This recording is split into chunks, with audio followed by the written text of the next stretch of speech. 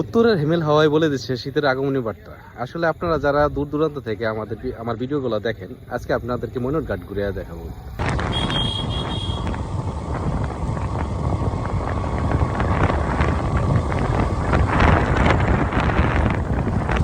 আপনারা দেখতে থাকেন যে আমাদের ময়ূর ঘাটের যে সৌন্দর্য। আসলে শীত পড়লেও ময়ূর ঘাটের সৌন্দর্য নষ্ট হয় না, সেই সাথে আসলে কিছু কমে যায়। যেমন আপনাদেরকে দেখাই যে কি পরিমাণ গেস্ট আমাদের এই ময়ূর ঘাটে আসে। আপনারা এখন প্রায় রাত 10:30টার মতো বাজে। পুরো এয়ারপোর্ট দুইটা থাকে, কারণ যতগুলা কপি সব আছে সবগুলোর মধ্যে তো আপনার র্যান্ডম কপি যেভাবে থাকে। টাকার অভাব নাই। এক একটা সৌদি 50 রিয়াল হাওয়াল করে, আবার ট্রান্সফার করার পর দিয়ে ওর ব্যালেন্স হয়ে গেছে 1 লাখ 1.5 লাখ। তো কি করবো, আর গাড়ি পড়েছে 4-5টা, খাইতেছে করতেছে, কোনো ঝামেলা নাই, নিজের বাড়ি।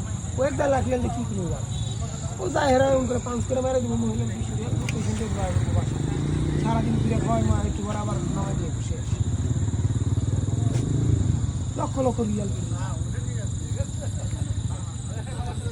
এইখানে করিম ভাইয়ের চায়ের দোকান, সে সাথে ইলিশ বাড়ি রেস্টুরেন্ট এবং গরম খেলার গরম গরম ঝাল সিঙ্গারা, সেই সাথে ছোট ছোট মিনি পাহাড় ময়ূর ঘাটের, আর ছোট ছোট ক্যাফেটেরিয়াগুলা দেখলে আপনার খুব মন কাড়বে।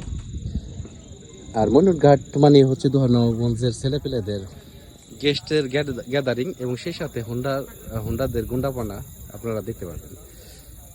যদি কারো একদিনের ট্যুরে ঢাকা থেকে খুব কাছে আসতে মন চায়, তাহলে আপনারা অবশ্যই ময়ূর ঘাটে এসে ঘুরে যাবেন। কেননা ময়ূর ঘাটের সৌন্দর্য যে কোনো ভ্রমণ প্রেমীদের কাছে